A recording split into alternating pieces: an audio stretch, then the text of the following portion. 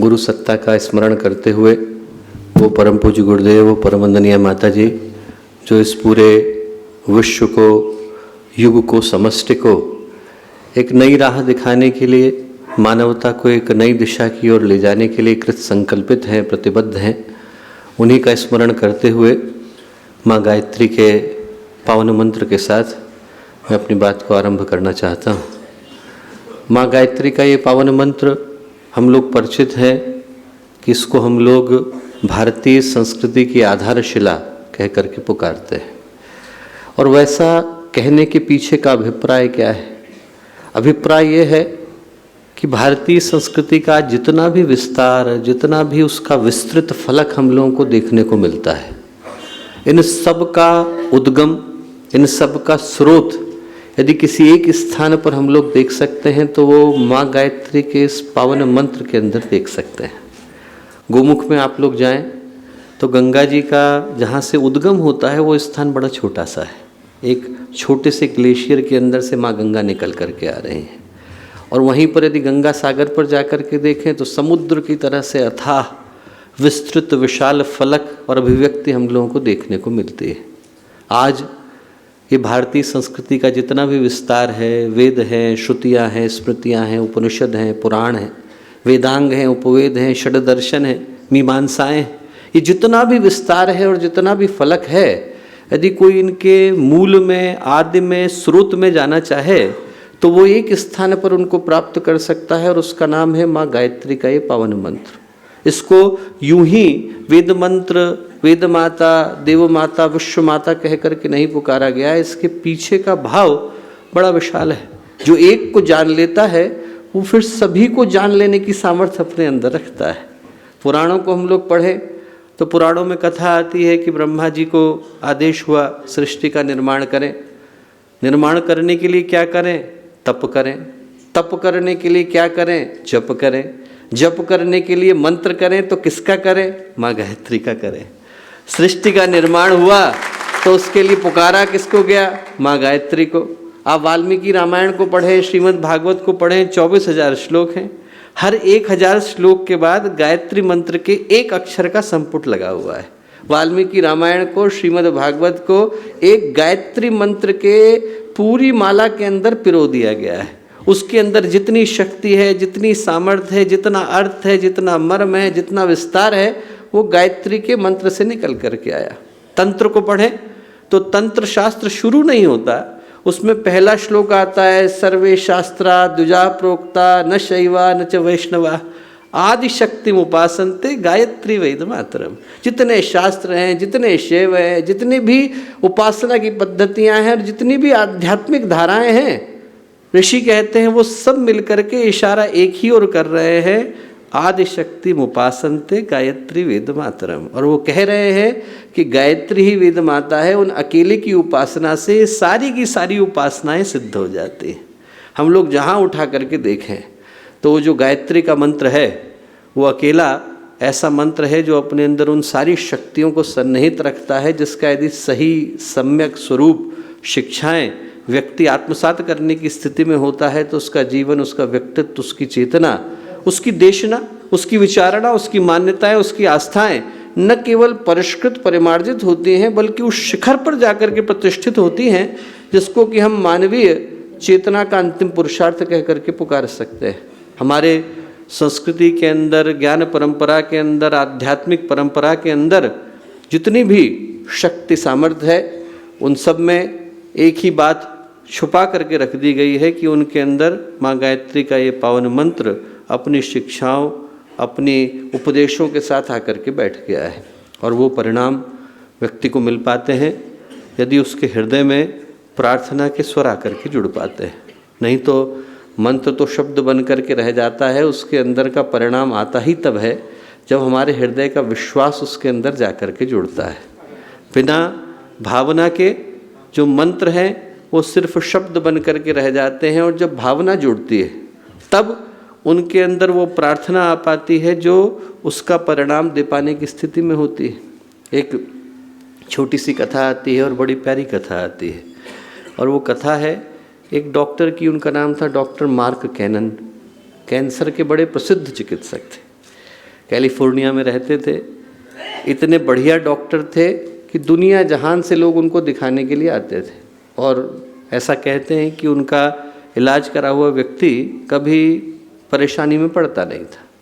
पर उतने ही जितने बढ़िया डॉक्टर थे उतने ही बड़े नास्तिक थे। भगवान के ऊपर तनिक भी उनका भरोसा नहीं था। एक दिन एक कॉन्फ्रेंस को चेयर करने के लिए उसके मुख्य अतिथि के रूप में उनको जाना था। भयंकर तूफान आ गया, सारी की सारी फ़्लाइट कैंसिल हो गई। तो उनने सोचा कि अब कैसे जाएं, कॉन्फ्रेंस के मुख्य अतिथि वो हैं, उनको पहुंचना ज़रूरी है। तो उनने सोचा कि चलो गाड़ी करके चलते हैं। तो देखा आज कोई ड्राइवर नहीं है, सारे के सारे ड्राइवर छुट्टी पर है। उनने फिर ये सोचा कि मैं खुद ही किराए पर गाड़ी लेकर के चलता हूँ, 8-9 घंटे में पहुँच जाऊँगा। लेकर के चल दिए। 2-3 घंटे चले कि तूफ़ान इतना भयंकर हुआ कि गाड़ी को रोकना पड़ा। बड़ी मुश्किल से एक घर दिखा, वहाँ जा कर के गाड़ी पार्क करी, दरवाज़ा खटखटाया। एक महिला अंदर से निकली, प्रौढ़ महिला थी, और वो जो महिला थी उसने उनको देखा तो उनको अपने घर में आश्रय दिया, बिठाया, खाना खिलाया। खाना खिलाने के बाद जब वो खाना खिलाने के लिए बैठी, और उस समय में उनने सोचा कि चलो थोड़ी देर, आधा घंटा भोजन करके थोड़ा तूफान रुक जाएगा तो आगे चले जाएंगे। खाना खाने से पहले वो महिला बोली कि ज़रा मैं प्रार्थना कर लेती हूँ। तो डॉक्टर कैनन बोले कि आप कर लीजिए, मेरा भगवान पे कोई भरोसा नहीं। तो बोले अच्छा कोई बात नहीं, आपका भरोसा न भी हो, मेरा भरोसा तो है। तो बोले आप प्रार्थना क्या करने जा रही हैं? बोले मेरी तो एक ही प्रार्थना करती हूँ, मेरा एक पुत्र है और मेरे पुत्र को कैंसर हो गया है, यहीं बगल के कमरे में लेटा हुआ है, और मैंने सुना है कि मेरे पुत्र के कैंसर का इलाज इस दुनिया में एक ही व्यक्ति कर सकता है, उसका नाम है डॉक्टर मार्क कैनन। मेरे पास इतने पैसे नहीं कि मैं उनके पास पहुंच सकूं, तो मैं भगवान से प्रार्थना करती हूं कि कोई व्यवस्था ऐसी बना जिससे वो यहीं आ जाए और उसको देख ले। डॉक्टर मार्क कैनन ने अपनी आत्मकथा में लिखा कि वो दिन था जिस दिन मेरे को विश्वास हुआ कि इस दुनिया में हमारे विश्वास से बढ़कर के भी कोई दूसरा विश्वास है, और वो विश्वास जो जिंदगी में एक बार आता है, वो विश्वास जिसको ज़िंदगी में हम एक ही बार प्राप्त कर पाते हैं, वो विश्वास जो एक बार आता है और फिर कभी नहीं जाता है, उसी को हम लोग श्रद्धा कह करके पुकारते हैं। उस श्रद्धा भाव के साथ जिसमें मन की शंकाएं, प्रश्न सब विदा हो जाते हैं और एकमात्र गुरु और परमात्मा शेष रह जाते हैं, उस विश्वास के साथ हम लोग माँ गायत्री के इस पावन मंत्र को करते हैं। स्थिर चित्त शांत मन के साथ उसी शक्ति का आवाहन करें जो हमें सद्ज्ञान की ओर, सन्मार्ग की ओर लेकर के चलती हैं। हमारे सभी भाई बहन जहाँ हैं सभी से प्रार्थना स्थिर चित्त हो जाएं। गायत्री का मंत्र साथ साथ ओम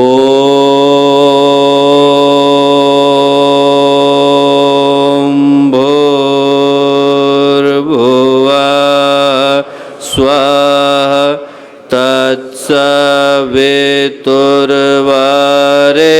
तत्सवितुर्वरेण्यं भर्गो देवस्य धीमहि धियो यो नः प्रचोदयात्।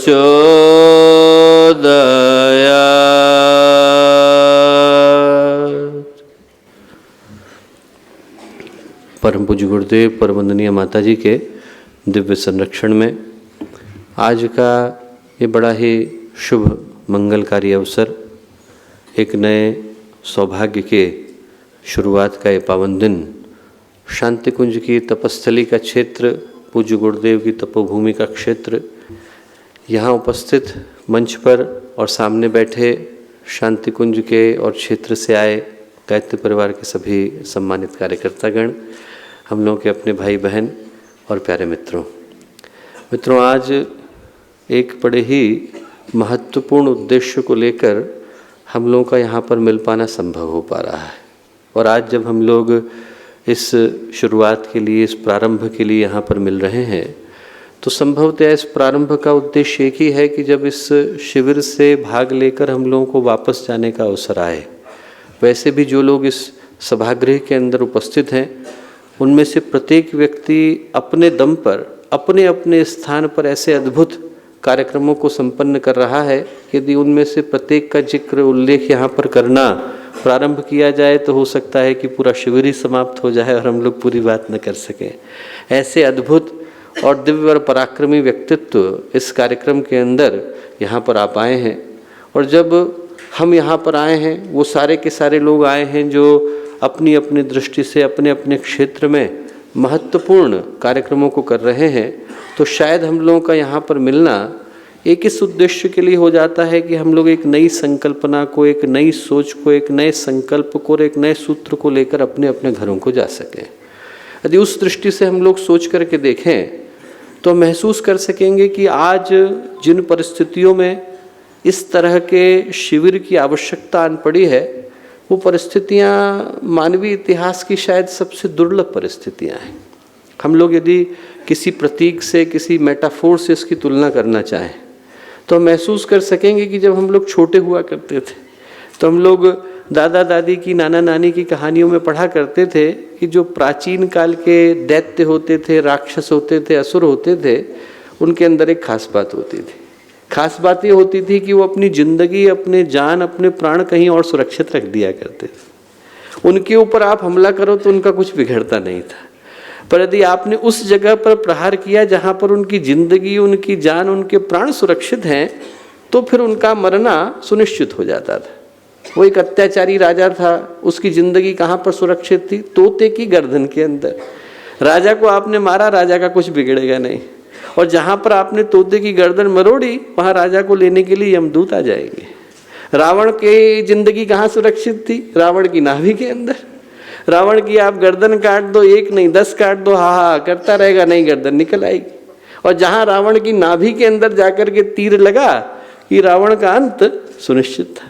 रक्त बीज की जिंदगी कहाँ सुरक्षित थी? रक्त की बूंदों के अंदर।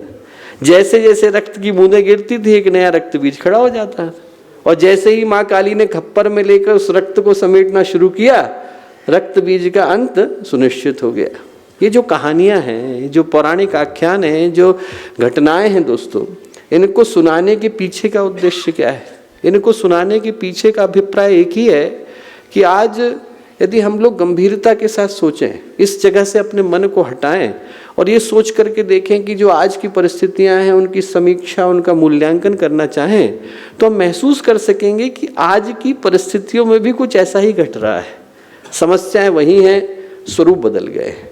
और यदि हम उन समस्याओं के समाधान के लिए हम लोग प्रयत्न करते हैं तो उन समस्याओं का समाधान मात्र स्थूल उपायों से संभव नहीं, क्योंकि जो आज की दुष्प्रवृत्तियां हैं और आज की जो समस्याएं हैं उनके बीज कहीं और सुरक्षित हैं। जब तक उन बीजों को दग्ध करने की व्यवस्था नहीं बनाई गई, जब तक उस जड़ को सुधारने की व्यवस्था नहीं बनाई गई जहां से विश्व वृक्ष के पत्ते निकल करके आते हैं, तब तक इन समस्याओं का स्थायी और सम्यक उपचार संभव नहीं। आज की जो परिस्थितियां हैं उनसे हम सभी परिचित हैं। आज यदि हम लोग देखें तो महसूस कर सकते हैं कि समाज में, वातावरण के अंदर, समाज के प्रवाह और दिशा के अंदर मोड़ मोड़ पर विकृतियां आकर के बैठ गई हैं। जीवन का उद्देश्य तो व्यक्ति लगभग पहले भी भूल करके बैठा था। यदि भूला ना होता तो इतने सारे महापुरुषों को, इतने सारे संतों को, इतने सारी दिव्य आत्माओं को बार बार आकर मनुष्य को उसके जीवन का उद्देश्य बताने की आवश्यकता नहीं थी। जीवन का उद्देश्य तो व्यक्ति पहले भी भूल करके बैठा था। पर जो दुर्भाग्य की बात है वो ये कि आज तो व्यक्ति सांसारिक सुख भी, साधारण सा सुख भी ढंग से भोग नहीं पाता है। शरीर बीमारियों के हेडक्वार्टर बन गए, मन के अंदर डिप्रेशन और स्ट्रेस आकर के बैठ गए, और व्यक्ति भावनाओं के अंदर, व्यक्ति की अंदर चिंतन के अंदर इतनी शंकाएं, कुशंकाएं, इतने कॉम्प्लेक्स, इतनी ग्रंथियां, इतनी संवेदनशीलता आकर के बैठ गई है कि छोटी छोटी बातें आदमी को गहरी चुभ जाती हैं। एक बात किसी को कह दी तो उसके मन में इतनी गहरी लग जाएगी कि आदमी अपने को मारने पर और दूसरे को मारने पर उतारू हो जाता है। हंसना, खेलना, मुस्कुराना, खुश रहना व्यक्ति भूल गया है। वो दिन दूर नहीं है दोस्तों जब हम लोग म्यूजियम में 500 रुपए का टिकट कटाएंगे और लोगों को देखने के लिए जाएंगे। लोग पूछेंगे किसकी लाइन लगी हुई है, अंदर एक आदमी हंस रहा है, साहब उसको देखने के लिए जा रहे हैं। मुस्कुराता आदमी दिखता नहीं है आज का। आज की तारीख में स्थिति ऐसी हो गई है कि यदि कोई आदमी हंस रहा हो तो लोग सोचेगा आदमी बावड़ा हो गया है, बिना बात के ही बिना बात के हूँ। आज की तारीख में आदमी जो है एक हंसते खिलखिलाते आदमी को देख करके ये सोचता है कि इस आदमी को क्या मिल गया।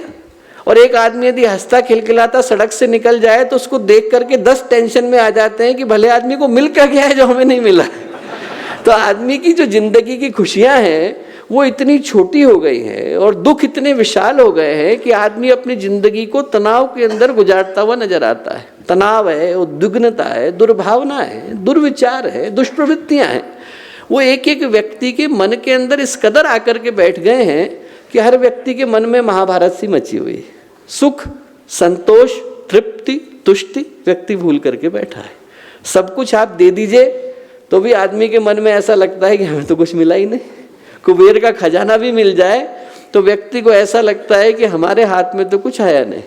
जो लोग घूस लेते हैं, बेईमानी करते हैं, भ्रष्टाचार करते हैं, उनमें से कई तो ऐसे हैं जो अरबों खरबों के स्वामी हैं। उनसे आप पूछ करके देखिए कि जब आप अरबों खरबों लेकर के बैठे हैं तो आप भ्रष्टाचार क्यों करते हो? आदमी अपराध की रिस्क क्यों लेता है? उस समय में आदमी पुलिस के और कचहरी के चक्कर की रिस्क क्यों लेता है जब इतना पैसा लेकर के बैठा है? क्यों? क्योंकि मन में कहीं बहरे बैठ गया है कि जो मिला है वो कम है। और जो आदमी के मन में अभाव हो और मन में अतृप्ति हो तो आदमी कुबेर का खजाना पा लेने के बाद भी मन में यही महसूस करके चलता है कि हमें तो कुछ मिला नहीं। वो एक कहानी आती है, कहानी गुरुदेव ने लिखी है प्रज्ञा पुराण के अंदर। फकीर थे, सोने का सिक्का पड़ा मिला, गुरु के पास गए, हमारे तो किसी मतलब का नहीं। गुरु बोले एक काम कर बेटा, जो सबसे गरीब व्यक्ति मिले उसे ले जा करके देना।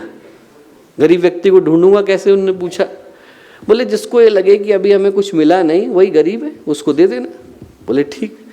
ढूंढते फिरे, 10 साल हो गए, न जाने कितनों के पास गए, थोड़े इनके पास जाते, थोड़े उनके पास जाते। हर व्यक्ति के पास लगता है कि इसके मन में थोड़ा संतोष तो है, ऐसा इसको थोड़ा तो मिला हुआ है। ऐसे करते करते 10 साल गुजर गए। मन में ऐसा लगा नहीं कि कोई व्यक्ति ऐसा मिला जिसको मैं ये सिक्का दे सकूं।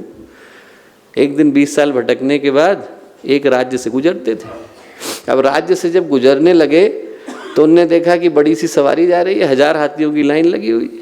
उसमें भी जो शुरू के 100 हाथी हैं उनके ऊपर तो सोने की चादर लगी हुई है, और जो पहला हाथी है उसके ऊपर तो हीरे की पालकी है।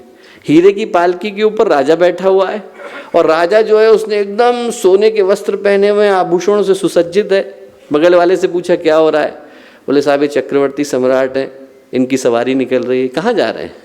बोले एक बगल का राज्य छूट गया था, उसके ऊपर हमला करने जा रहे हैं। क्यों? बोले अरे साहब सारी दुनिया इनकी, एक छूट गया था तो इन्होंने सोचा उस पर भी हमला कर दे। मैंने कहा अच्छा। तुरंत फकीर ने सोने का सिक्का निकाला, ले जाके राजा को दिया। राजा ने सोचा आशीर्वाद दे रहे हैं। बोले साहब हमें क्यों दे रहे? बोले अरे हमारे गुरु ने कहा था कि जो सबसे गरीब आदमी मिले उसे ले जा करके देना। बोले साहब, राजा बोले आपको दिखाई नहीं पड़ रहा है? बोले आप अंधे हो, आपको दिख नहीं रहा है? 1000 हाथियों की सवारी निकल रही है, 100 हाथियों के ऊपर मैं बैठा हुआ हूँ, सोने के कपड़े पहन के बैठा हूँ, हीरे के आभूषण है, और आप कह रहे हो मैं गरीब हूँ। फकीर बोले राजा बाहर की गरीबी की बात नहीं कर रहा, तेरे दिल की गरीबी की बात कर रहा हूँ। दिल तेरा गरीब। आज क्या है, दिल के गरीब जो है वो दुनिया में हर जगह हो गए। आदमी के पास सब कुछ आ जाए पर तब भी मन में लगता है कि हमें तो कुछ मिला नहीं। आदमी को मन में ये जो अतृप्ति और अभाव है वो कहीं उसे चैन से बैठने नहीं देते हैं। वो एक के मुंशी ने कहानी लिखी है एक मछुआरे की। एक मछुआरा था, वो बड़ा सीधा साधा था, पर अपनी पत्नी से पूछे बगैर कोई काम नहीं करता था। एक दिन क्या हुआ कि गया वो, उसने जैसे ही जाल डाला तो उसमें एक सोने की मछली पकड़ में आ गई। अब सोने की मछली बोली मछुआरे मैं साधारण मछली नहीं हूँ। बोले मैं सोने की मछली हूँ, जो तेरी कामना है तो मुझे बता और मैं तेरी इच्छा पूरी करूँगी, जो तेरी इच्छा है वो बता। उसने कहा अच्छा ठीक है, एक बार पत्नी से पूछ के आता हूँ। गया वो पत्नी से पूछने, पत्नी ने कहा जब तुझे ऐसी मछली मिल गई तो मेरे पास पूछने क्यों आया? ये मांगता कि तू देश का सबसे अमीर आदमी बने। जाके उसने बोला, मछली बोली बना दिया। और कुछ? बोले पत्नी से पूछ के आता। गया वो, पत्नी बोली अरे जब अब तक देश का सबसे अमीर आदमी बन गया था। तो मछली बोली कि अरे भाई जब तुझे, मछली बोली और कुछ चाहिए? नहीं। पत्नी बोली कि अरे जब तुझे मिली गई ऐसी मछली तो फिर तू ऐसे में मेरे पास क्यों आया? मांगना था तो ये मांगता कि दुनिया का सबसे अमीर आदमी बने। ठीक, गया दोबारा मछली से पूछा कि भाई दुनिया का सबसे अमीर आदमी बना दे। मछली ने कहा बनाया, और कुछ? बोले पत्नी से पूछ के आता हूँ। गया वो पत्नी से पूछने के लिए। अब पत्नी से पूछने के लिए गया तो पत्नी ने देखा दुनिया का अमीर आदमी बन गया। तो पत्नी ने कहा कि अरे तू मेरे पास क्यों आया है, मांगता कि तू चक्रवर्ती सम्राट बने। फिर गया वो मछली से बोला कि साहब चक्रवर्ती सम्राट बना दो। मछली बोली कि देख, इच्छा तो तेरी एक ही पूरी करनी थी, पर तू मुझे सही आदमी दिखता है तो मैं तेरी तीसरी भी करती हूँ। जा, तुझे चक्रवर्ती सम्राट बनाया, और कुछ? पत्नी से पूछ के आता। गया वो पत्नी के पास पूछने के लिए गया, क्या करें? पत्नी बोली अरे मेरे पास क्यों आया? मांगना था तो ये मांगता कि ये जो सूर्य चंद्रमा तारे हैं सब तेरी इच्छा से चलें। गया वो, जैसे ही जाकर के उसने मछली से कहा कि ये सूर्य चंद्रमा तारे मेरी इच्छा से चलें, मछली बोली मछुआरे तू अपनी टूटी झोपड़ी में ठीक था। मैं तो चलती हूँ। ये जो तेरी इच्छा थी वो एक पूरी करनी थी, तीन करी। आज क्या है, व्यक्ति की इच्छाओं का अंत नहीं। इच्छाएं आदमी की अनंत हो गई, क्षमताएं व्यक्ति की सीमित है, और ऐसे में व्यक्ति के पास तनाव के अलावा और कुछ आता नहीं। ऐसे में व्यक्ति क्या है, अपराध की तरफ, बेईमानी की तरफ, दुष्प्रवृत्तियों की तरफ मुड़ता है। और मुड़ने के पीछे का कारण क्या है? यदि हम ये सोच करके देखें कि व्यक्ति अनैतिकता कर क्यों रहा है, पता हर व्यक्ति को है कि गलत है, पता हर व्यक्ति को है कि इस पथ में न मन की शांति मिलती है, न संतोष मिलता है, न परिवार वालों का अपनापन मिलता है, न समाज का सम्मान मिलता है, न व्यक्ति को पुण्य मिलता है, और न व्यक्ति के मन में कोई तृप्ति का भाव होता है। उसके बावजूद व्यक्ति अनैतिकता के पथ पर चलता है, क्योंकि उसे लगता है कि इस पथ पर इतने लोग बढ़ रहे हैं, यदि इनके मन को कुछ नहीं मिला तो हो सकता है मेरे को मिल जाए। इस भाव के साथ व्यक्ति बढ़ता चला जाता है, और इस कारण क्या है कि व्यक्ति अपने जीवन को बर्बाद करता है और परिवार के अंदर भी तनाव को लेकर के आता है। वो एक कहानी कहीं पर बहुत प्यारी मैं पढ़ता था। छोटा सा बच्चा था एक स्कूल में, और उसने जो है चोरी कर ली। बगल का जो बच्चा था उसके सामान की चोरी करी तो जो टीचर थे उन्होंने कहा क्या करें, वो पकड़ करके पिताजी के पास ले गए। उनके पिताजी जो थे वो बहुत बड़े गवर्नमेंट में ऑफिसर थे। उनको जैसे ही पता चला कि उनके लड़के ने चोरी करी, उन्हें एक लपड़ लगाया। बोले मैं तेरे लिए इतनी बढ़िया बढ़िया चीज़ें ऑफिस से उठा करके लाता हूँ, तब भी तू चोरी करता है। ये सुनना था कि जो टीचर बोले कि साहब गलती हो गई, हम यहाँ लेकर के आ गए। क्यों? बोले मैं तो ये सोच रहा था कि इसने अभाव के कारण चोरी करी है, पर पता चला कि इसने तो स्वभाव के कारण चोरी करी। बोले आपने तो यहाँ पर स्वभाव ही ऐसा बना रखा है। बोले ऐसे में बच्चे को सही दिशा कहाँ से मिलेगी? तो यदि व्यक्ति की दिशा खराब हो जाए, परिवार की दिशा खराब हो जाए, तो समाज की दिशा खराब होनी अनिवार्य हो जाती है। गुरुदेव ने लिखा है कि रहने को तो भेड़ और भैंस भी एक बाड़े में रह लेते हैं, पर मौका मिलता है तो एक दूसरे को सींग गढ़ाए बगैर रहते नहीं। वैसे ही आज मानवता का हश्र हो गया है। रहने को इंसान साथ रहता नजर आता है, पर मौका मिल जाए तो एक दूसरे को दबाने से, गिराने से, निचोड़ने से और दूसरे को थकाने से आदमी बाज आता नहीं। ऐसे में क्या है, हर व्यक्ति के मन में अपनी अपनी पड़ी रहती है। मिलता किसी को कुछ नहीं, पर दूसरे को व्यक्ति पाने देना चाहता नहीं। न व्यक्ति के अपने मन में सुख, न व्यक्ति दूसरे को संतोष देना चाहता है, और ऐसे में समाज की दिशा विकृत हो जाती है। ऐसे परिस्थितियों में दोस्तों, यदि हम लोग समाधान की दृष्टि से देखें तो क्या करने की आवश्यकता है? समाधान की दृष्टि से सिर्फ बुरे व्यक्तियों को मार देना इसका समाधान नहीं है। यदि बुरे व्यक्तियों को मार देना और बुरे व्यक्तियों को सजा देने से समस्या का समाधान हो गया होता तो इतने सारे राक्षस हैं, रावण है, कंस है, बकासुर है, बाणासुर है, अघासुर है, पूतना है, दुर्योधन है, दुशासन है, शकुनी है, इतनों को तो भगवान ने अवतार लेकर के मारा। यदि आप दुर्गा सप्तशती को पढ़ें तो मधुकैटभ है, महिषासुर है, चिक्षुर है, चामर है, बाष्कल है, असिलोमा है, विडालाक्ष है, चंड है, मुंड है, शुंभ है, निशुंभ है, रक्तबीज है, धूम्रलोचन है, इतनों को तो माँ दुर्गा ने अवतार लेकर के मारा। उनके मार देने से क्या दुनिया में असुराने बंद हो गए? नहीं हुए। 2 मरते हैं, 4 नए खड़े हो जाते हैं। उसके पीछे का कारण ये है कि वो बुरी मानसिकता शुद्ध नहीं हो पाती। यदि जड़ों के अंदर खराबी आ गई हो तो सिर्फ पत्तों को काट करके नया लगा देने से समस्या का समाधान नहीं हो जाता है। गुरुदेव ने कहा कि जब तक व्यक्ति की मानसिकता को हम लोग शुद्ध नहीं कर पाएंगे, जब तक व्यक्ति की अंतःकरण को शुद्ध नहीं कर पाएंगे, यदि अंदर विषाक्त प्राण बह रहा है, तो जब तक वहां पर हम लोग अच्छा सकारात्मक साधना से भरा हुआ प्राण प्रवाहित नहीं कर पाएंगे, तब तक समस्या का स्थायी समाधान कर पाना संभव नहीं। यदि हम उस दृष्टि से आज की परिस्थितियों का मूल्यांकन करके देखें, तो आज दोस्तों यदि हम लोग शांति कुंज के अंदर आकर के उपस्थित हुए हैं, तो उपस्थिति के पीछे का कारण यही है कि गुरुदेव ने पूरी सृष्टि के अंदर, पूरी दुनिया के अंदर, पूरे विश्व के अंदर, पूरी मानसिकता के अंदर और पूरी मानवता के अंदर एक सकारात्मक, साधनात्मक, सही और सम्यक प्राण के प्रवाह के लिए यदि किसी एक केंद्र को खड़ा किया, तो वो शांति कुंज गायत्री परिवार को खड़ा किया। जो शांति कुंज के अंदर आने के पीछे का कारण है वो यही कि गुरुदेव ने इसके अंदर एक ऐसी आध्यात्मिक ऊर्जा का केंद्र बनाया है कि यहाँ से पूरे विश्व को हम लोग प्राणों के प्रवाह से भर सके।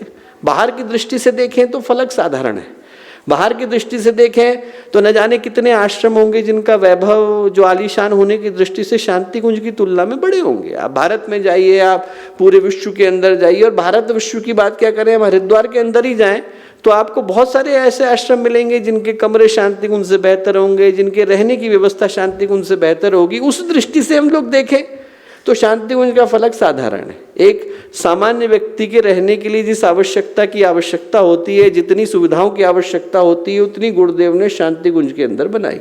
उस दृष्टि से देखें तो फलक साधारण है, पर यदि हम लोग उद्देश्य की दृष्टि से देखें, उस उद्देश्य की दृष्टि से देखें जिसमें गुरुदेव ने कहा मनुष्य में देवत्व का उदय, धरती पर स्वर्ग का अवतरण, यदि हम लोग उस उद्देश्य की दृष्टि से देखें जिसको गुरुदेव ने गायत्री मंदिर के अंदर लिखा है और ये कहा वयम राष्ट्र जागृहं पुरोहिता, यदि हम लोग उद्गम की दृष्टि से देखें जहाँ पर ऋषि परंपरा के पुनर्जीवन का भाव गुरुदेव ने शांति कुंज के अंदर समाहित किया, यदि हम लोग ऊर्जा की दृष्टि से देखें, उस चेतना की दृष्टि से देखें जो इस परिसर के और पूरे गायत्री परिवार के सिर्फ शांति कुंज ही नहीं, जो 5000 से ज्यादा गायत्री परिवार के केंद्र पूरी दुनिया के अंदर, विश्व के अंदर व्याप्त हैं, उनमें से प्रत्येक के कण कण के अंदर, अणु अणु के अंदर जो चेतना अपनी उपस्थिति का एहसास प्रतिपल कराती है, उस दृष्टि से देखें, उस ऋषि सत्ताओं के संरक्षण आश्वासन की दृष्टि से देखें जो प्रतिपल उस ऊर्जा को पोषित करने का काम करती है, तो हम लोग महसूस कर सकेंगे कि आज हम लोगों का यहाँ पर उपस्थित हो पाना एक दिव्य, दुर्लभ और ऐतिहासिक घटना है। यहाँ पर हर व्यक्ति का आ पाना संभव नहीं।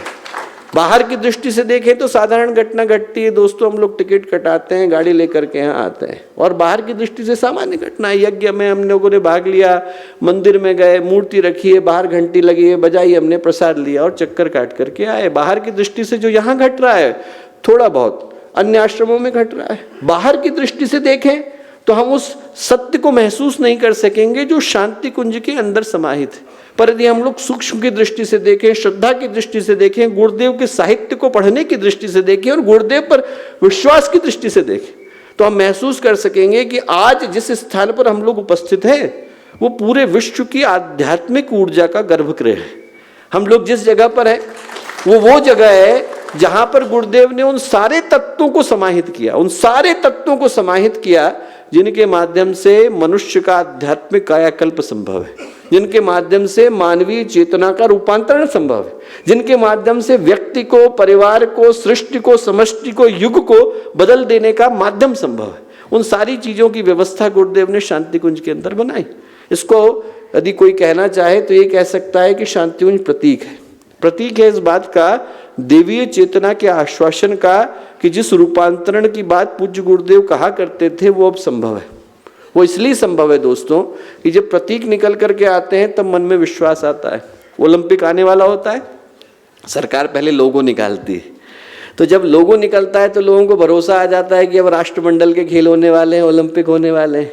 ये शांति कुंज जो है वो देवी चेतना का लोगो है, भगवान ने लॉन्च किया इस भाव के साथ ताकि व्यक्ति को पता चल सके कि यहाँ पर युग निर्माण का कार्य होने वाला है। प्रतीक दिखते हैं तब व्यक्ति के मन में विश्वास आ पाता है कि इस कार्य का हो पाना अब संभव हो सकता है। प्रतीक में बहुत ताकत होती है। भगवान कृष्ण का यदि सुदर्शन छूट गया तो दिन आदमी का सिर आज कटे या 10 दिन बाद कटे, पर कटना सुनिश्चित है, वो सुदर्शन छूट चुका है। वैसे ही भगवान शिव का त्रिशूल है, प्रतीक है, तन गया तो संघार की लीला सुनिश्चित हो जाती है। भगवान शिव की तीसरी आंख प्रतीक है, खुल गई तो सृष्टि काम विहीन हो जाती है। भगवान कृष्ण का पांचजन्य जो है वो प्रतीक है, बज गया तो महाभारत की भूमिका सुनिश्चित हो जाती है। वैसे ये शांति कुंज जो है वो प्रतीक है, दिख गया तो इसका मतलब देवीय चेतना, ऋषि सत्ताएं इस धरती के अंदर अभी विद्यमान है, अंधकार ने पूरी तरह इसको आच्छादित नहीं किया है। ये इस बात का प्रतीक है कि हम लोग इसमें अपने मन के इस विश्वास को लेकर के जा सकते हैं कि हाँ, छोटी मात्रा में सही, पर इस संसार के अंदर वो देवी योजना, वो अखंड ज्योति, वो अखंड दीपक, वो अखंड अग्नि अभी भी प्रज्वलित है और अपने प्रकाश से उस अंधकार को दूर करने का काम कर रही है, जिसका आश्वासन गुरुदेव दे करके गए। कोई मुझसे पूछे तो मैं कहूँगा कि शांति कुंज सही पूछा जाए दोस्तों तो एक भट्टी का नाम है। यहाँ पर भट्टी के अंदर क्या है, हम हथियारों को तैयार करते हैं। पहले के समय में 16वीं 17वीं शताब्दी में लोग क्या करते थे, भट्टी के अंदर लोहा बनाते थे, भाला बनाते थे, तलवार बनाते थे। यहाँ पर भी भगवान शिव का त्रिशूल तैयार होता है। यहाँ पर भी ब्रह्मास्त्र, पाशुपति अस्त्र, वो पौंड्र, वो अनंत विजय, वो सांख्य, जिनके विषय में हम लोग पढ़ते हैं, वो तैयार होते हैं। किस रूप में? व्यक्तित्वों के रूप में तैयार होते हैं।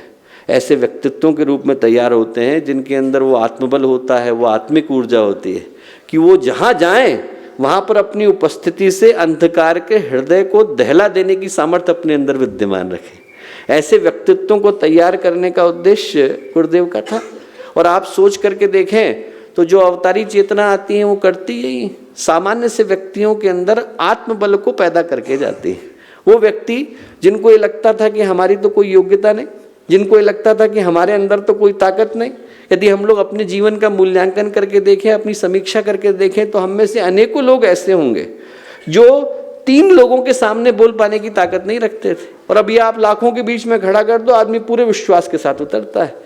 गुरुदेव ने उनके अंदर बोलने की ताकत भर दी जो बोल नहीं सकता था, उनके अंदर गाने की ताकत भर दी जो गा नहीं सकता था, उनके अंदर चलने की ताकत भर दी जो चल नहीं सकता था, उनके अंदर दौड़ने की ताकत भर दी जो दौड़ नहीं सकता था। हम में से प्रत्येक के जीवन में कहानी किसी न किसी रूप में घटी है। हमारे साथ नहीं घटी तो हमारे पिताजी के साथ घटी, उनके साथ नहीं घटी तो परिवार में किसी के साथ घटी। हम लोग हजारों ऐसे व्यक्तियों को जानते होंगे जहां पर गुरुदेव का वरद हस्त पड़ा तो एक सामान्य व्यक्ति के अंदर असामान्य कार्य करने की ताकत आ गई। और जब अवतारी चेतनाएं आती हैं तो यही शक्तियां भर करके जाती हैं। मैं घटना सुना रहा था कि जब राम रावण का युद्ध हुआ तो उस समय में क्या हुआ, एक घटना घटी। घटना ये घटी कि भगवान राम के ऊपर भी रावण ने मूर्छा चलाई, जैसे लक्ष्मण के ऊपर चलाई गई थी। जैसे ही चलाई तो जो क्षण का 100वां हिस्सा होता है, इतनी देर के लिए भगवान संज्ञा से शून्य हो गए, चेतना शून्य हो गई। उनको एकदम क्षण भर के लिए लगा कि मेरे ऊपर आघात हुआ। इतनी देर का समय था, इतनी देर में विभीषण को इतना क्रोध आया, इतना क्रोध आया कि वो दौड़ करके रावण के रथ के ऊपर चढ़ गया और उनका गला दबाने लगा। भगवान शिव हंसे, उनने पार्वती जी से कहा कि आप देखती हैं देवी क्या घट रहा है?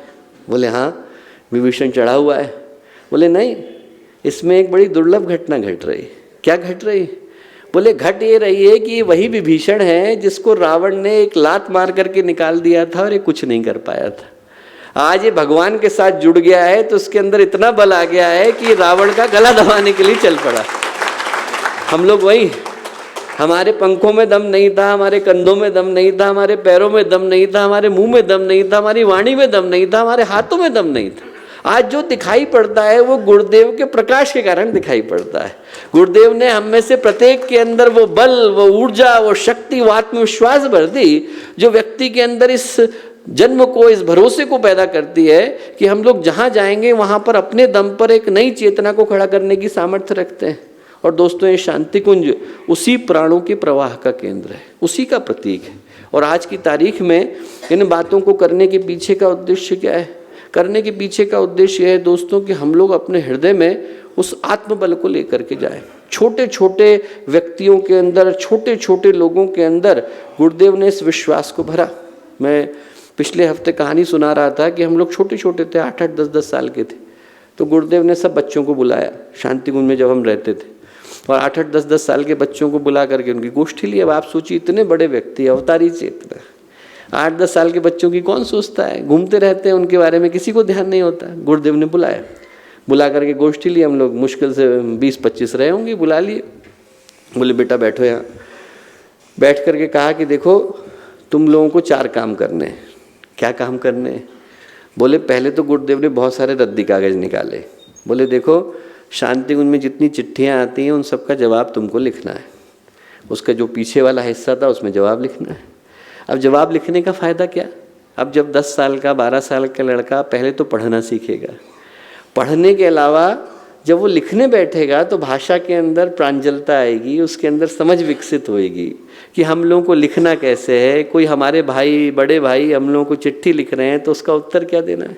भाषा परिष्कृत होगी, कहने का तरीका प्रांजल होगा, अभिव्यक्ति की सामर्थ्य आएगी। 8-10 साल के बच्चे के अंदर वो चिट्ठियाँ तो कहीं जाती नहीं थी, पर उनके बदले में गुरुदेव क्या करते थे कि यदि आप 1 पत्र लिख करके ले गए तो 2 पैसे मिलते थे। आप दिन में 3 लिख लो तो 6 मिलते थे, और 6 पैसे की पार्ले जी की टॉफ़ी मिल जाती थी। तो व्यक्ति के मन में विश्वास आ जाता था कि साहब हमने छोटे से बच्चे के मन में गुरुदेव ने ये आत्मविश्वास भर दिया कि हम लोग अपनी कमाई पर जी सकते हैं। इतना एक छोटा सा काम और कितना बड़ा परिणाम, आप सोच के देखिए। दूसरा गुरुदेव ने क्या कहा? गुरुदेव ने कहा कि बेटा तुम लोगों को ये करना है। शांति कुंज भर में निर्माण चल रहे थे। शांति कुंज का हम छोटे हैं तब हमारे सामने ही वशिष्ठ विश्वामित्र बना, गायत्री का मंदिर बना, इधर पूरा ये प्रज्ञा भवन, दुर्गा भवन, लक्ष्मी भवन, सावित्री भवन, ये पूरा का पूरा सब लगभग सामने सामने के बने।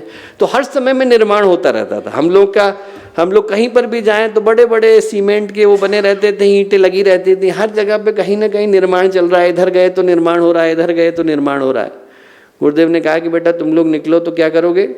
जहाँ पर तुम्हें ईंट पड़ी दिखे उस ईंट को लेना और ले जा करके एक बिल्डिंग में लगा के आना। 2 ईंटें रोज लगानी। उसका लाभ क्या? उसका लाभ एक तो ये कि ईंटें फैली नहीं रहेंगी। दूसरा, जहाँ आप ईंट लगाएंगे वहाँ आपके मन में ये भरोसा तो आएगा कि जो चीज़ मैंने बनाई है उसको बिगाड़ने वाला मैं कैसे हो सकता हूँ। आज जब अब भी हम गुजरे तो मन में भरोसा आता है, अरे प्रज्ञा भवन में तो हमारी ईंटें लगी हैं। यदि हम अच्छा नहीं कर सकते तो बुरा करने वाले तो नहीं हो सकते। हमारे मन में कम से कम ये संभव नहीं होगा कि मन में कहीं पर भी ये विचार आ जाए कि गुरुदेव का लगाया है पौधा है, इसको बिगाड़ने वाले हम बन जाएं। मुझे याद है एक बार बहुत पुराने कार्यकर्ता थे, किसी कारण से उनको जाना पड़ा तो कुछ लोग पहुंच गए उनके पास और उनसे जा कर के बोले कि आप ऐसा ऐसा बोलिए, शांति कुंज के लिए बुरा बोलिए, कुछ बोलिए।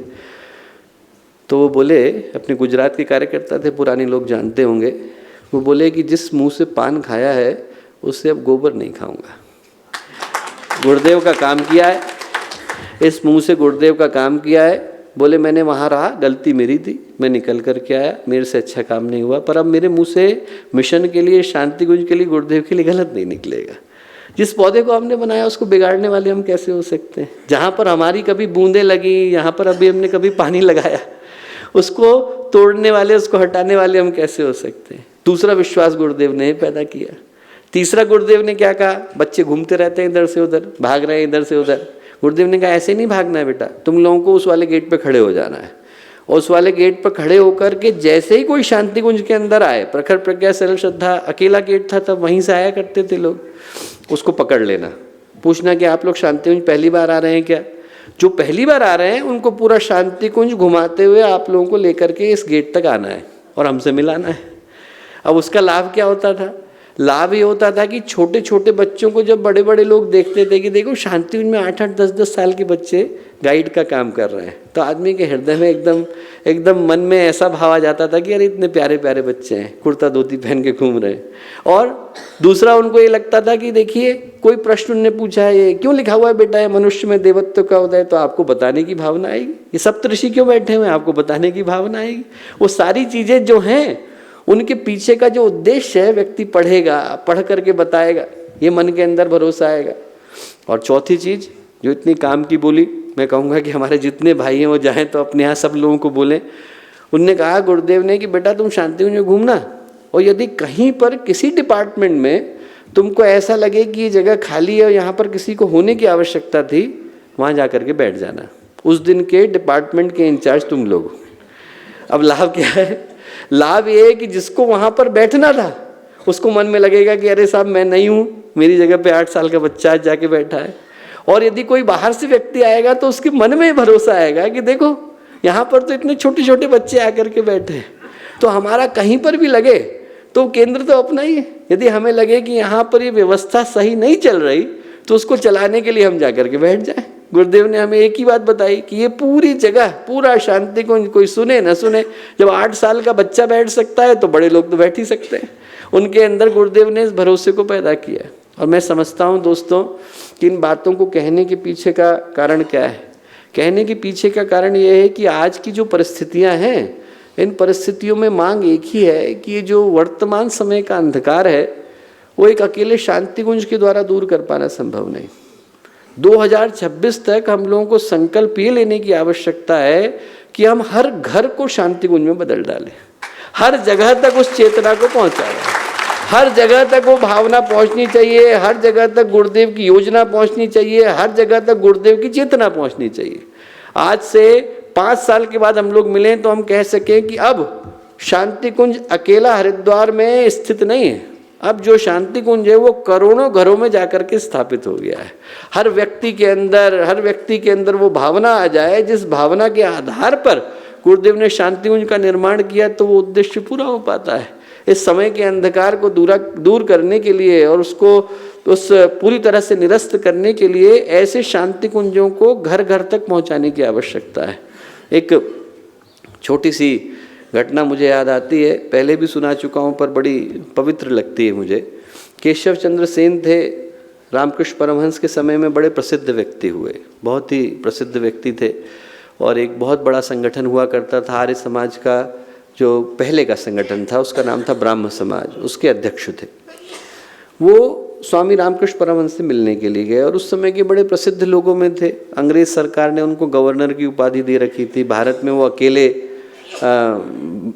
वैसे भारतीय गवर्नर कहे जा सकते हैं, वैसे गवर्नर थे। तो जब वो मिलने के लिए गए तो लगभग ऐसे जैसे राष्ट्रपति मिलने के लिए जाते हैं, उनके साथ उस समय में 200 लोग गए। और 200 लोग बड़ी संख्या थी।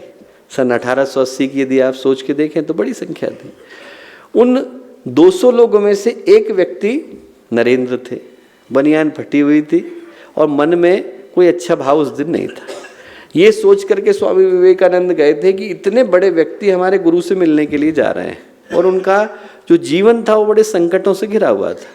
उनकी माँ बीमार थी, पिता तो पहले ही शरीर त्याग चुके थे, बहन ने आत्महत्या कर ली थी, भाई घर छोड़ के चला गया था। और स्वामी विवेकानंद ने 100 जगह अप्लाई किया था, जॉब एक जगह नहीं लगी थी, यहाँ तक कि ईश्वर चंद्र विद्यासागर के स्कूल से उनको निकाल दिया गया था। बहुत ही कठिन परिस्थितियों में स्वामी विवेकानंद थे, खाने को कुछ नहीं, पीने को कुछ नहीं, पहनने को कुछ नहीं। उनने सोचा इतने बड़े व्यक्ति जा रहे हैं, थोड़ा सा कह देंगे तो हो सकता है कि मेरी जॉब लग जाए। इस भाव के साथ गए और जब गए तो केशव चंद्र सेन को तो उनने कुर्सी पर बिठाया स्वामी रामकृष्ण परमहंस ने, और ज़मीन पर जाकर विवेकानंद के साथ बैठ गए। लोगों को लगा कि साहब ये पहचान नहीं पाए, परमहंस हैं, इनको पता ही नहीं चला कि अध्यक्ष तो वहाँ बैठे हैं। बोले साहब अध्यक्ष तो वहाँ बैठे हैं, नीचे तो ये अनएम्प्लॉयड लड़का बैठा है। स्वामी रामकृष्ण परमहंस क्या बोले?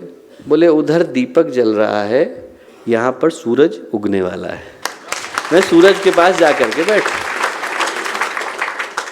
तो केशव चंद्र सेन को भरोसा नहीं हुआ। बोले केशव तुझको भरोसा नहीं हुआ? बोले नहीं। जो तू कर रहा है, स्वामी रामकृष्ण परमहंस ने पूछा, वो करने के लिए तुझे भगवान का आदेश मिला है? बोले नहीं। बोले फिर नहीं चलेगा बेटा। बोले चलता वही है जिसके ऊपर भगवान का हाथ होता है।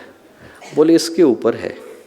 अब आप सोच के देखो, जिस दिन वो घटना घटी उस दिन उस कक्ष में बैठे लोग भी स्वामी विवेकानंद का नाम नहीं जानते थे। आज पूरी दुनिया जानती है और केशव चंद्र सेन का नाम पूरी भारत में हर व्यक्ति को पता था। आज बताने के लिए मेहनत करनी पड़ती। यहाँ पर चलता वही है जिसके ऊपर भगवान का हाथ होता है, इसके अलावा कुछ होता नहीं। बाकी तो नाम आते हैं और आकर के उजड़ जाते हैं। आज से 20 साल पहले ही हम लोग जिनको बड़े उसके साथ देखते थे, उनको आज अखबार में थोड़े से समाचार की जगह नहीं मिलती। जिनको आप 10 साल पहले जाना करते थे, आज उनका नाम कहीं आ जाए, हरिद्वार में आए तो कहीं छोटी सी खबर बन करके रह जाते हैं। चलता वही है जिसके ऊपर भगवान का हाथ होता है। गुरुदेव ने सन 38 में जब पहली बार एक प्रयोग करके देखा, अखंड ज्योति लिखनी शुरू करी, तो उस समय में द्वितीय विश्व युद्ध चल रहा था, कागज़ बड़ी मुश्किल से मिलता था। तो गुरुदेव जो है वो बड़ी मुश्किल से कागज़ लेकर के आते थे और 250 प्रतियां अखंड ज्योति की ऊपर से लेकर नीचे तक लिखते थे और उनको लोगों के घर में छोड़ करके आते थे। तो जो लोग थे उनने कहा कि साहब ये चलेगी नहीं, पैसा आप लेते नहीं हो, विज्ञापन आप छापते नहीं हो, अखबार बड़ी मुश्किल से मिलता है, कागज़ बड़ी मुश्किल से मिलता है, और यदि किसी तरीके से आपने चला भी ली तो आप इसे मथुरा के बाहर कैसे लेके जाओगे? साइकिल लेकर के पूरे भारत में तो नहीं घूम सकते, कैसे लेके जाओगे? तो गुरुदेव ने उनमें से किसी को उत्तर नहीं दिया, पर अखंड ज्योति में लिखा। अखंड ज्योति में क्या लिखा कि यदि इंसान की जलाई हुई हो तो कल को बुझ जाए, भगवान की जलाई हुई होगी तो अखंड चलेगी। ये भगवान की जलाई हुई। और गुरुदेव ने क्या लिखा? उनने कहा ये वो दीपक है जिसमें से यदि बाती टूट जाए, तेल चुक जाए और बत्ती थक जाए तो भी इसके प्रकाश को रोकने वाला पैदा होने वाला नहीं है। ये प्रकाश भगवान का है। हम लोगों का सौभाग्य है कि उस प्रकाश को घर घर तक पहुंचाने का माध्यम हम लोग बन पा रहे हैं। आज उस प्रकाश को घर घर तक पहुंचाने की आवश्यकता है। हम लोग एक ही संकल्प, एक ही सूत्र, एक ही भावना, एक ही समर्पण लेकर के जाएं कि आज के समय का जो अंधकार है वो आज से 50 वर्ष पहले की तुलना में और ज़्यादा गहरा गया है। और ऐसे में एक अकेले शांति कुंज के ऊपर पूरी जिम्मेवारी को डालने की आवश्यकता नहीं, हमें शांति कुंज को घर घर तक पहुंचाने की आवश्यकता है। हर घर शांति कुंज बने। वो योजना, वो चेतना, वो प्रवाह जो गुरुदेव ने बोया, वो बीज जो गुरुदेव ने लगाया, उसकी शाखाएं, उसकी प्रशाखाएं हर घर तक पहुँचें, ये हम लोगों का आने वाले 5 वर्षों का उद्देश्य होना चाहिए। हर घर के अंदर वो चेतना दिखाई पड़े, हर घर के अंदर गुरुदेव दिखाई पड़े, हर व्यक्ति के मुंह से वो चिंतन सुनाई पड़े जो गुरुदेव कहा करते थे। हम लोगों का उद्देश्य होना चाहिए। कदम थके नहीं, हम लोगों के विचारों में कहीं शिथिलता ना आए, मन में कोई भटकाव ना आए। हम गुरुदेव से एक ही प्रार्थना करें कि हम लोग जन जन तक पहुंच सकें। एक बस अंतिम घटना सुनाकर मैं बात को समाप्त करूंगा कि गुरुदेव का चिंतन यदि किसी के घर में जाता है तो कितना प्रभाव डालता है। अभी 1-2 वर्ष, शायद 1.5 वर्ष पहले की घटना है। एक जगह पर हम लोग गए तो वहाँ पर एक सज्जन थे, उनने एक बहुत बड़ा पुस्तकालय सिर्फ गुरुदेव की पुस्तकों का बना करके दिया। और उनने जब वो कर रहे थे उद्घाटन तो वो बोले, जब वहाँ पर कर रहे थे, बोले ये अभी 1 वर्ष पहले ही जुड़े। तो मैंने ऐसे ही पूछा, मैंने कहा कि आपके हृदय में ऐसा विचार क्यों आया गुरुदेव के पुस्तकों का पुस्तकालय बनाने का? तो उन्होंने कहा कि ऐसा है भाई साहब कि मेरा बहुत बड़ा बिजनेस है और मेरा स्वभाव से थोड़ा सा ये था कि काम अपना कैसे भी करके कराना है। तो बोले कि कहीं नहीं होता था तो पैसे दे के करा लिया, रिश्वत दे के करा लिया, घूस से करा लिया, पर काम कराना है। बोले एक बार क्या हुआ कि एक ऐसे ऑफिसर आए जो कितनी भी घूस में काम नहीं करते थे। मैंने लोगों से पूछा कि साहब ये क्यों नहीं कर रहे हैं? बोले अरे गायत्री परिवार वाले बेईमानी नहीं करेंगे। बोले फिर इनको कैसे मनाएं? बोले आप तो कुर्ता धोती पहन के जाओ, गुरुदेव का फोटो लेकर के जाओ और ये कहो कि हमें घर में वांग्मय की स्थापना करनी है। बोले यदि आप ये कहोगे तो हो सकता है इनका मन पसीज जाए। उनने कुर्ता धोती पहना और जो है उनके पास गए, उनसे जाकर के बोले कि आप हमारे घर में वांग्मय की स्थापना करो। जो अफसर उनको मिलना नहीं चाहते थे उनने बिठाया, चाय पिलाई, पानी पिलाया, उनको खाना खिलाया और इतना खुश हुए उनको देख के कि अरे वाह गायत्री परिजन आए। उनने उनको वांग्मय की स्थापना के लिए दे दिया। उनने घर में स्थापना कर ली, काम भी हो गया उनका। अब काम हो जाने के बाद बोले मैंने अपने घर में एक जगह पर उसको एक कमरे के अंदर डंप करके रख दिया, देखता नहीं था। एक दिन क्या हुआ, कोरोना हो गया। कोरोना हुआ तो उस समय में 14 दिन के लिए क्वारंटीन हो रहे थे, घर में क्वारंटीन किया गया। उसी कमरे के अंदर वो जाकर के रहे जहाँ पर गुरुदेव का साहित्य रखा हुआ था। बोले मैं अंदर कुछ था नहीं करने को, बाहर निकल नहीं सकते थे। मैंने गुरुदेव की एक किताब निकाली, पढ़नी शुरू करी। बोले 14 दिन मेरी जिंदगी के सबसे ज़्यादा बदलाव के क्षण थे। बोले मैंने एक किताब ली तो फिर रख नहीं पाया।